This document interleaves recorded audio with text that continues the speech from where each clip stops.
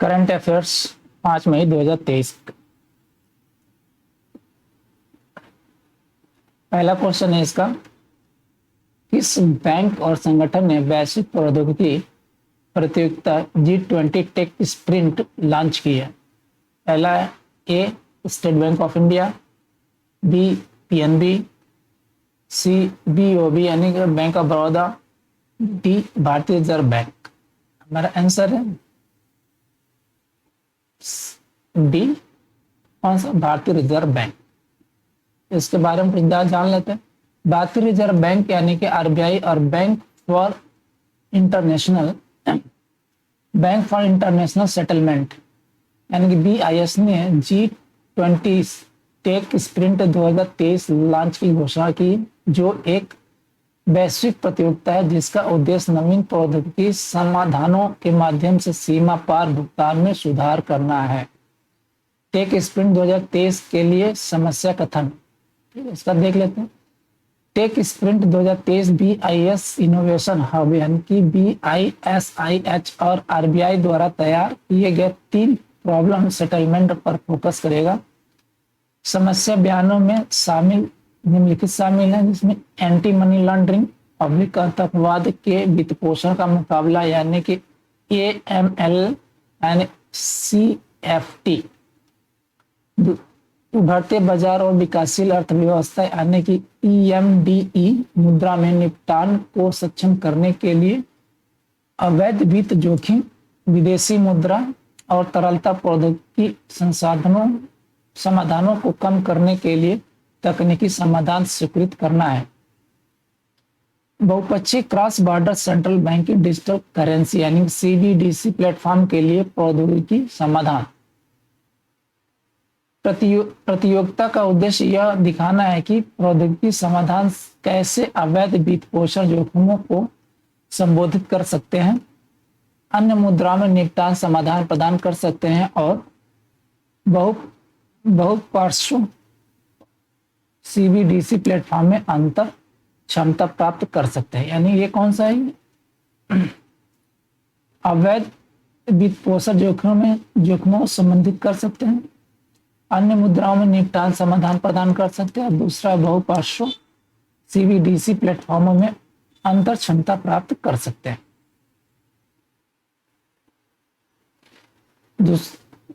दूसरा क्वेश्चन देखते हैं, किस देश की सरकार ने मशीनों कैन C20 2023 शिखर सम्मेलन का शुभारंभ किया?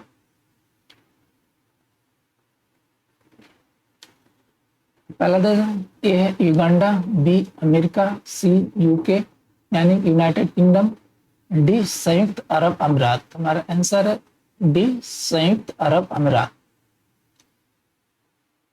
इसका कुछ फैक्ट देख लेते हैं।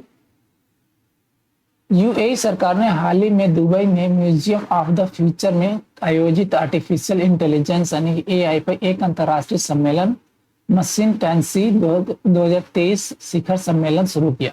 यह कार्यक्रम आर्टिफिशियल इंटेलिजेंस, डिजिटल इकोनॉमी और रिमोट वर्क एप्लीकेशन ऑफिस और मशीन टैंसी कंपनी के बीच साझेदारी में आयोजित किया गया था। उद्देश्य क्या है इसका? सम्मेलन का मुख्य उद्देश्य AI के भविष्य पर चर्चा करने के लिए दुनिया भर के विशेषज्ञों को एक साथ लाना और अगली सिलिकॉन वैली बनाने के यूएई के दृष्टिकोण में योगदान करने की इसकी क्षमता पर चर्चा करना था। दूसरा देखिए, शिखर सम्मेलन का उद्देश्य AI की वर्तमान गति, इसके अनुप्रयोगों और यूएई और बाकी दुनिया में इसके भविष्य का पता लगाना है। इसके अनुप्रयोग का। क्वेश्चन नंबर 3 देख लेते हैं, किस राज्य सरकार के जातीय आधारित सर्वेक्षण पर पटना उच्च न्यायालय ने रोक लगाने का आदेश दिया था? ए नागालैंड, बी बिहार, सी पंजाब, डी महाराष्ट्र। हमारा आंसर है बी बिहार। जात आधारित सर्वेक्षण पर पटना हाईकोर्ट ने क्या है, रोक लगा दी। बिहार के बारे में कुछ देख लेते हैं। गठन कब हुआ था बिहार का? 22 मार्च 2012 को। राजधानी इसकी है पटना, सबसे बड़ा शहर पटना। जिले इसमें कितने हैं? पटना बिहार में 38। सरकार क्या है? राज्यपाल श्री राजेंद्र विश्वनाथ अर्लेकर, मुख्यमंत्री श्री नीतीश कुमार, उप मुख्यमंत्री तेजस्वी प्रसाद यादव, विधायिका द्विसदनीय है। विधान परिषद में कितने? 75 सदस्य हैं। विधानसभा में 243 सदस्य। उच्च न्यायालय क्या है? पटना उच्च न्यायालय। क्षेत्र में क्षेत्रफल इसका देख लेते हैं। कुल क्षेत्रफल इसका 94,163 वर्ग किलोमीटर, यानी कि 36,357 वर्ग मील। इसकी जनसंख्या देख लेते हैं। जनसंख्या 2011 के अनुसार कुल जनसंख्या कितना है? 10,40,99,452। घन तो इसका देख लेते हैं 1106 पर वर्ग किलोमीटर पर वर्ग किलोमीटर, यानी कि 2,850 पर वर्ग मील है। इसकी भाषा क्या है? हिंदी। भौतिक विशेषताएं देख लेते हैं। अक्षांश देख लेते हैं। 24 डिग्री 20 मिनट 10 सेकेंड से 27 डिग्री 31 मिनट 15 सेकेंड नॉर्थ में। देशांतर देखते हैं इसका। 83 डिग्री 19 मिनट 50 सेकेंड से लेकर के 88 डिग्री 17 मिनट 40 सेकेंड ईस्ट में, यानी कि यहां पे देख लेते हैं।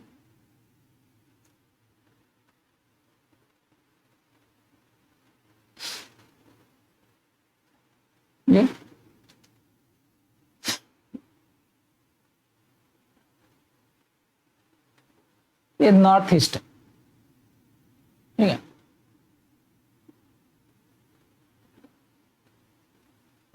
इसकी स्थिति क्या है? यहाँ ये 24 डिग्री ये अक्षांश है। ये 24 डिग्री 20 मिनट 10 सेकेंड, और ये 27 डिग्री 31 मिनट 15 सेकेंड, ठीक है। इसका ईस्ट देख लेते हैं। ये कितना है? 83, सॉरी,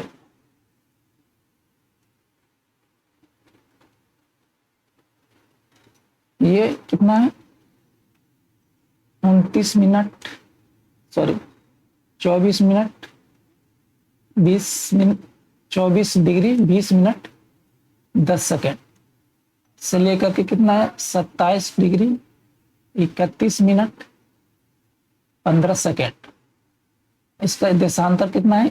ईस्ट से ये 83 डिग्री 19 मिनट 50 सेकेंड से लेकर के 88 डिग्री 17 मिनट 40 सेकेंड। ये ईस्ट, ये नॉर्थ।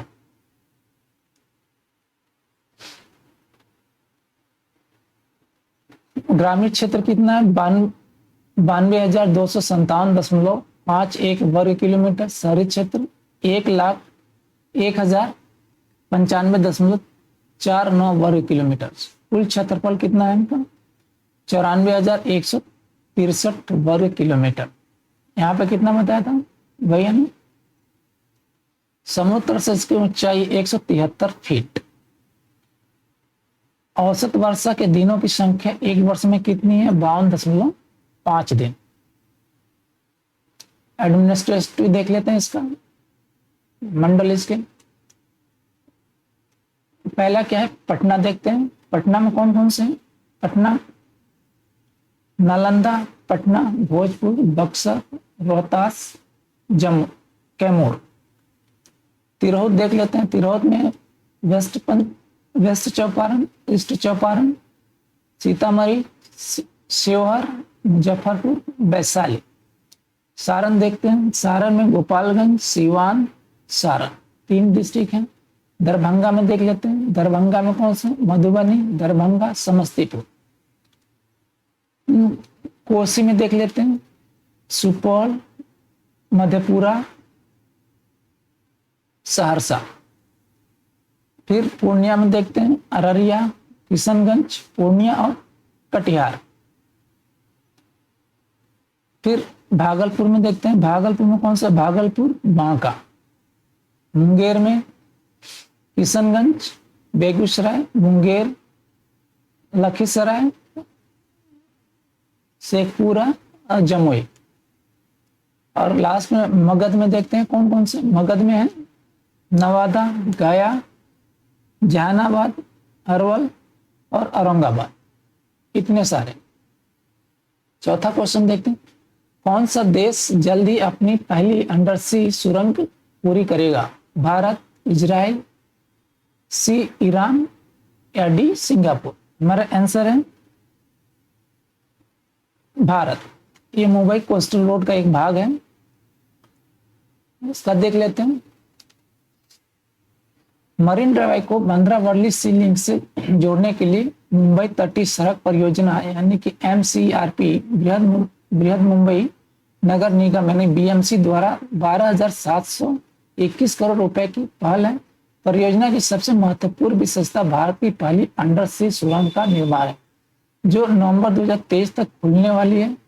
2.07 किलोमीटर की जुड़वा सुरंगें समुद्र तल से 17 से 20 मीटर नीचे चलती हैं, जो अरब सागर के माध्यम से गिर गांव को प्रियदर्शनी पार्क से जोड़ती है। गिर गांव, चौपाटी और मालाबार हिल।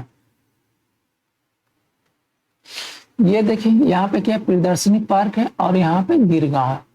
ये कोस्टल है, ये सी लिंक है, यहां से लेकर के क्या है यहां तक, ये अंडर सी लिंक।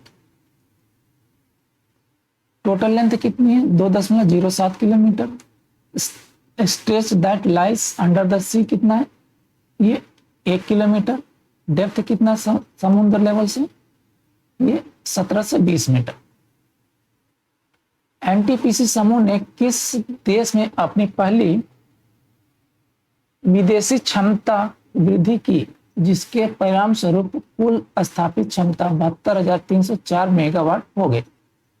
ए Bangladesh, B Bahamas, C Benin या डी क्यूबा। हमारा आंसर है ए बांग्लादेश। यानी NTPC group install the capacity touch कितना है, 72,304 मेगावाट।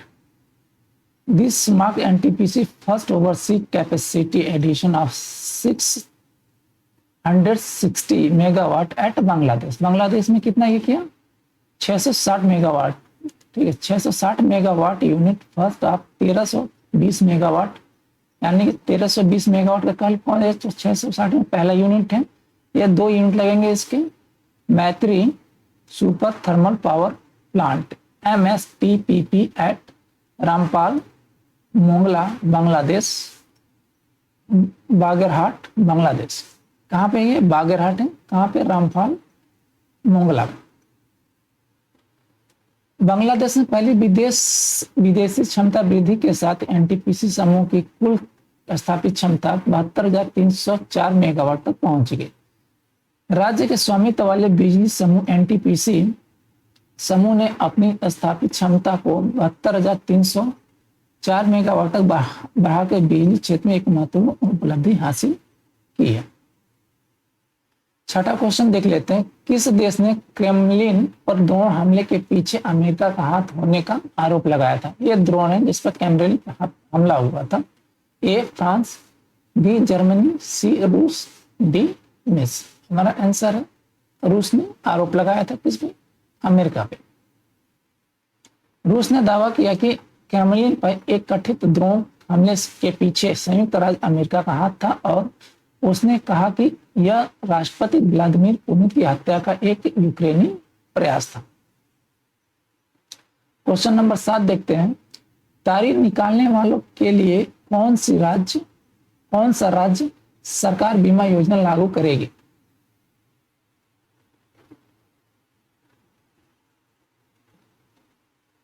ए त्रिपुरा, बी तेलंगाना, सी कर्नाटक या डी नागालैंड। इनको पहचानते हैं आप, ये हैं तेलंगाना के CM। यानी कि हमारे आंसर हो जाएगा कितना हो जाएगा, तेलंगाना। तेलंगाना सरकार ने तार निकालने वालों के लिए गीता कर्मिकुला भीम, क्या है, गीता कर्मिकुला भीम नामक एक नई बीमा योजना की घोषणा की है। यह योजना किसानों के लिए रैथु भीम कार्यक्रम के समान है और इसका उद्देश्य तारी निकालने वालों के परिवारों को वित्तीय सहायता प्रदान करना है जो दुर्घटना के कारण मर जाते हैं।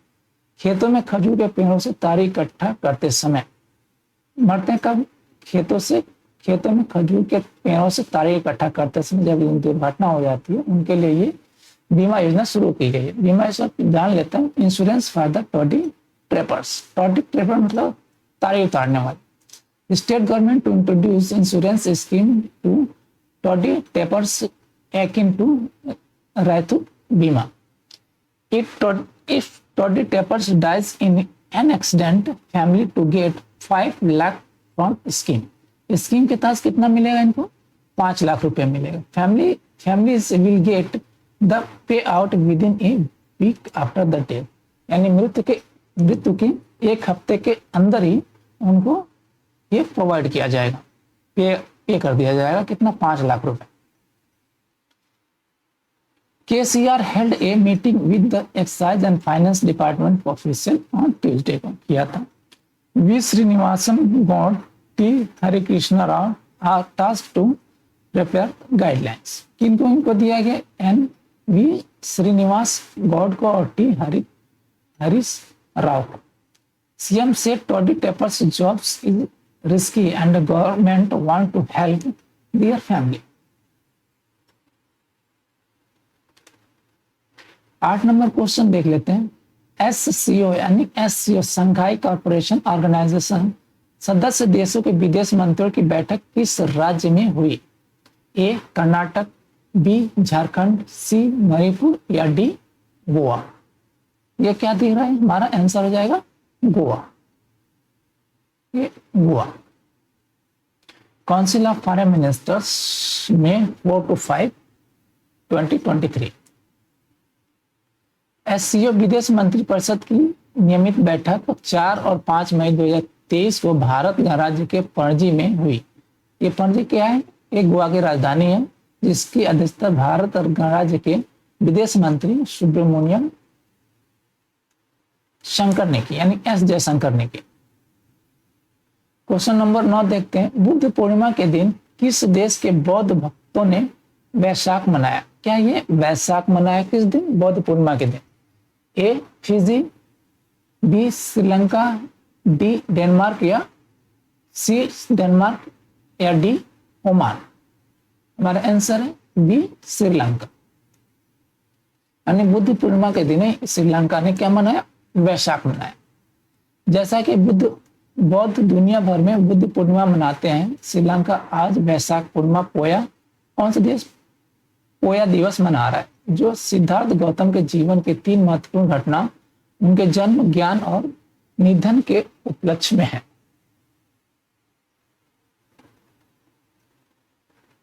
क्वेश्चन नंबर 10 देख लेते हैं। किस देश ने यूनाइटेड किंगडम के साथ net zero innovation virtual centre launch किया? क्या है net zero innovation virtual centre? किस देश ने यूनाइटेड किंगडम के साथ में net zero innovation virtual centre launch किया है? ए यूनाइटेड किंगडम, बी संयुक्त अरब अमीरात, सी भारत या डी अमेरिका। हमारा आंसर है सी भारत ने। किसके साथ? यूनाइटेड किंगडम के साथ, यानी कि यूके के साथ। इसको कुछ देख लेते हैं। अध्यक्ष मंत्री फ्रीमैन की अध्यक्षता में हुई बैठक में अपने उद्घाटन भाषण के दौरान डॉक्टर जितेंद्र सिंह ने अपने जलवायु परिवर्तन और पर्यावरण लक्ष्यों को समयबद्ध तरीके से प्राप्त करने के लिए भारत के दृढ़ संकल्प पर जोर दिया, क्योंकि देश तेजी से आगे बढ़ रहा है। उन्होंने महत्वाकांक्षी रोड मैप 2030 के माध्यम से प्रदर्शित भारत और यूके के बीच घनिष्ठ साझेदारी पर प्रकाश डाला, जिसमें स्वास्थ्य, विज्ञान और प्रौद्योगिकी, व्यापार, शिक्षा, रक्षा और जलवायु शामिल है। भारतीय मंत्री ने प्रधानमंत्री प्रधानमंत्री नरेंद्र मोदी के नेतृत्व में भारत के दूसरे सबसे बड़े अंतर्राष्ट्रीय अनुसंधान और नवाचार भागीदार के रूप में ब्रिटेन के उभरने की भी सराहना की। दोनों मंत्रियों ने एक Bharat UK net zero innovation virtual centre स्थापित करने के प्रस्ताव की सराहना की, जिसका उद्देश्य दोनों देशों के हितधारकों को अच्छे स्रोत के रूप में ग्रीन हाइड्रोजन और विनिर्माण प्रक्रियाओं और परिवहन प्रणालियों के डीकार्बोनाइजेशन जैसे प्रमुख फोकस क्षेत्रों पर काम करने के लिए एकजुट करना है। डॉक्टर जितेंद्र सिंह ने इस बात पर जोर दिया कि ऊर्जा क्षमता और नवीकरणीय ऊर्जा भारत की शुद्ध शून्य यात्रा के अभिन्न स्तंभ है और भारत सौर गठबंधन और स्वच्छ ऊर्जा मिशन जैसी पहल पर इस तरह के प्रयासों का नेतृत्व कर रही है। उन्होंने विशेष रूप से कोविड-19 महामारी के आलोक में और सहयोग की सहायता को भी रेखांकित किया और आशा व्यक्त की कि भारत यूके समझौता ज्ञापन आपसी हित के क्षेत्र में सहयोग के विस्तार और अधिकतमकरण के माध्यम से दीर्घकालिक सतत विकास का मार्ग प्रशस्त करेगा। अंत में उन्होंने साझा किया कि पर्यावरण लक्ष्यों के प्रति भारत की प्रतिबद्धता में कार्बन उत्सर्जन को कम करने के लिए मार्गों का अनुसरण करते हुए पर्यावरण प्रदूषण के लिए समन और निगरानी समाधान विकसित करने की दिशा में निरंतर प्रयास शामिल है। 11 नंबर क्वेश्चन देख लेते हैं। भारत में बुद्ध पूर्णिमा 2023 किस तिथि को मनाई जाती है? कौन सी बुद्ध पूर्णिमा 2023 किस तिथि को मनाई जाती है? ए 2 मई, बी 3 मई, सी 4 मई या डी 5 मई? हमारा आंसर है 5 मई को। हिंदू पंचांग के अनुसार यह विशेष दिन वैशाख के महीने में पूर्णिमा के दिन को पड़ता है। इस वर्ष बुद्ध पूर्णिमा या बुद्ध जयंती जैसा कि इसे भी जाना जाता है 5 मई को मनाई जाती है। क्वेश्चन नंबर 12 देखते हैं। कौन सा देश मेट्रो लाइनों, सीएनजी बसों और रेलवे सिग्नलिंग सिस्टम के लिए बांग्लादेश को 3 बिलियन अमेरिकी डॉलर की वित्तीय सहायता प्रदान कर रहा है? ए वियतनाम, बी दक्षिण कोरिया, सी स्विट्जरलैंड या डी श्रीलंका? कौन सा 56वां annual meeting of the Asian development bank, यानी कि ए डी बी का कौन सा 56वां एनुअल मीटिंग, वार्षिक मीटिंग? हमारा आंसर है बी दक्षिण कोरिया। दक्षिण कोरिया मेट्रो लाइन, सीएनजी बसों और रेलवे सिग्नल प्रणाली के लिए बांग्लादेश को 3 बिलियन अमेरिकी डॉलर की वित्तीय सहायता प्रदान करेगा। दक्षिण कोरिया अपनी मेट्रो लाइन, एमआरटी लाइन 4 के निर्माण और सीएनजी बसों की खरीद और रेलवे सिग्नल प्रणाली के आधुनिकीकरण के लिए बांग्लादेश को 3 बिलियन अमेरिकी डॉलर तक प्रदान करेगा। 4 मई को इंचियोन में एक नई रूपरेखा व्यवस्था पर हस्ताक्षर किए गए।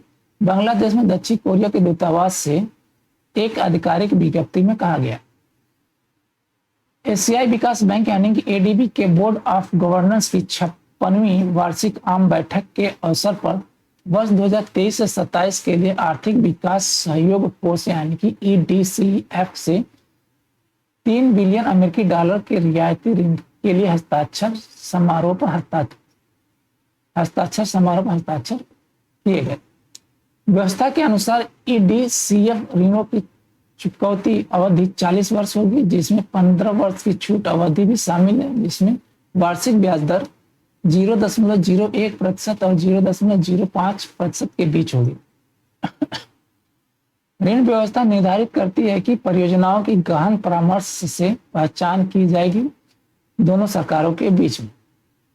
नई रूपरेखा व्यवस्था पर हस्ताक्षर के साथ बांग्लादेश दुनिया भर में कोरिया की आधिकारिक विकास सहायता यानी कि ओडीए का दूसरा सबसे बड़ा प्राप्तकर्ता बन गया। अब तक कोरियाई सरकार ने EDCF के माध्यम से 1.7 बिलियन अमेरिकी डॉलर की कुल राशि के साथ 30 विकास परियोजनाओं का समर्थन किया है। क्वेश्चन नंबर 13 देख लेते हैं। किस देश की तेज गेंदबाज शबनीम इस्माइल ने अंतरराष्ट्रीय क्रिकेट को अलविदा कर दिया है? यानी कौन है? शबनीम इस्माइल ने अंतरराष्ट्रीय क्रिकेट को अलविदा कर दिया। ए सूडान, बी दक्षिण अफ्रीका, सी स्पेन या डी दक्षिण कोरिया। ये क्या लिखा है? अफ्रीका, यानी कि कौन सा? दक्षिण अफ्रीका। हमारा आंसर है दक्षिण अफ्रीका। 14 नंबर क्वेश्चन देखते हैं। कोयला खनिक दिवस 2023 किस तारीख को मनाया जाता है? ए 4 मई को, बी 5 मई को, सी 6 मई को या डी 7 मई को। हमारा आंसर है ए 4 मई को। कब मनाया जा रहा है? 4 मई को। कोयले की निकासी में कोयला खनिकों की कड़ी मेहनत और उल्लेखनीय योगदान को स्वीकार करने और उनकी सराहना करने के लिए हर साल 4 मई को कोयला खनिक दिवस मनाया जाता है। कोयला एक महत्वपूर्ण जीवाश्म ईंधन है जिसका व्यापक रूप से विभिन्न उद्देश्यों के लिए उपयोग किया जाता है, जैसे कि बिजली उत्पादन, औद्योगिक उत्पादन, विशेष रूप से स्टील और सीमेंट के निर्माण में। कोयला खनन एक श्रम साध्य उद्योग है जो दुनिया भर में लाखों लोगों को रोजगार प्रदान करता है। कार्बन युक्त प्राथमिक जीवाश्म ईंधन के रूप में कोयला बिजली, स्टील और सीमेंट के उत्पादन में महत्वपूर्ण भूमिका निभाता है। क्वेश्चन नंबर 15 देखते हैं। किस राज्य कैबिनेट ने स्पीति घाटी में महिलाओं के लिए 1500 रुपये मासिक यानी प्रति महीने प्रोत्साहन राशि को मंजूरी दी है? कितना है? 1500 रुपये प्रति महीने प्रोत्साहन राशि को मंजूरी दी। ए अरुणाचल प्रदेश, बी मध्य प्रदेश, सी हिमाचल प्रदेश या डी उत्तर प्रदेश। हमारा आंसर है सी हिमाचल प्रदेश। ये है हिमाचल प्रदेश के मुख्यमंत्री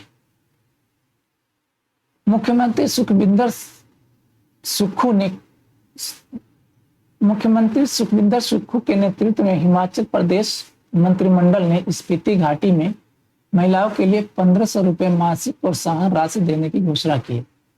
18 वर्ष से अधिक आयु की बौद्ध भिक्षुओं सहित सभी पात्र महिलाओं को प्रोत्साहन प्रदान किया जाएगा। इस पहल को इंदिरा गांधी महिला सम्मान निधि कहा जाता है। कौन सा? ये इंदिरा गांधी महिला सम्मान निधि। क्वेश्चन नंबर 16 देखते हैं। किस देश में यूपीआई के माध्यम से व्यापारी भुगतान फाइनेंशियल ईयर 2026 तक यानी कि FY26 तक $1 ट्रिलियन तक पहुंचने का अनुमान है? कितना? किस देश में यूपीआई के माध्यम से व्यापारी भुगतान FY26 तक $1 ट्रिलियन तक पहुंचने का अनुमान है? ए माली, बी स्विट्जरलैंड, सी श्रीलंका या डी भारत। हमारा आंसर है डी भारत। यूपीआई के माध्यम से भारत का मर्चेंट भुगतान FY26 तक $1 ट्रिलियन तक पहुंचने की उम्मीद है। भारत में यूनिफाइड पेमेंट्स इंटरफेस यानी कि यूपीआई पर मर्चेंट भुगतान 40 से 50% बढ़कर वित्तीय वर्ष 2026 तक $1 ट्रिलियन तक पहुंचने की उम्मीद है, एक रिपोर्ट के अनुसार। रिपोर्ट किसने दी है? बैंड एंड कंपनी ने। क्वेश्चन नंबर 17 देख लेते हैं।